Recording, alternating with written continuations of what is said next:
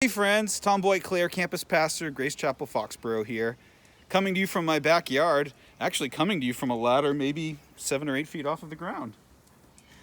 I've been watching these robins in my yard over the last couple of weeks. They built a nest, you see, right here in my gutter. And that gutter, this wall, is right outside our bedroom, and so we get to intimately be involved in the robins' lives. Well, one of the things I've been watching these robins, especially the mom and the dad, taking care of their chicks.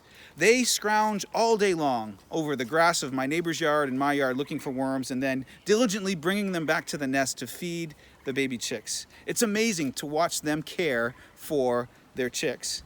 It's also cool in the way they communicate because these robins have left the nest. While we were on this ladder, one of them, actually the baby, one of the chicks flew out and across the yard very successfully, somewhere over to the base of that tree.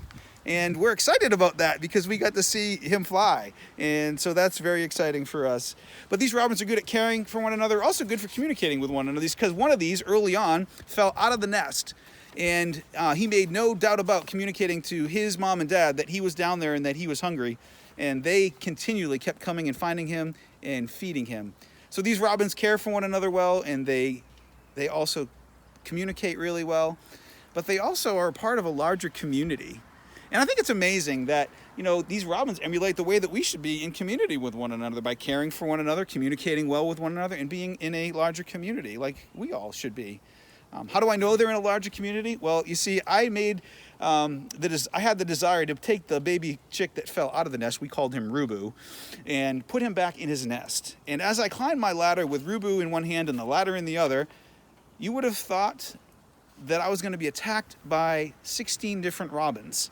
They came out of nowhere, all over the yard, in the trees, squawking at me, telling me to put the baby chick down. Well, I did. I put it back in its nest.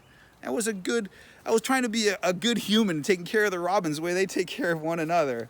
So these robins do a great job of caring, communicating, and being a part of a community. And it reminded me of Colossians 3:12, where Paul instructs us to clothe ourselves with compassion, kindness, humility, gentleness, and patience, and to bear with each other and forgive. I think that's an important message for us, especially right now as we start to hear about things being reopened. All of us are going to process that differently. None of us will process it the same. Some of us can't wait until things start opening again so we can get back to some sort of normalcy to life, while others are like a little bit hesitant and maybe even a bit fearful and watching and waiting to see how these things are going to happen over time. And I think we do well to help each other. We can be for each other. We can take Paul's words to heart and give each other space by asking each other, how are you doing? How are you processing the reopening of the different things as these phases happen? I think in doing so, we can be for one another by being compassionate and kind, humble and gentle, put up with one another, and forgive with one another. Lord, whatever we do in this season, help us to anticipate the ways that we can be for others.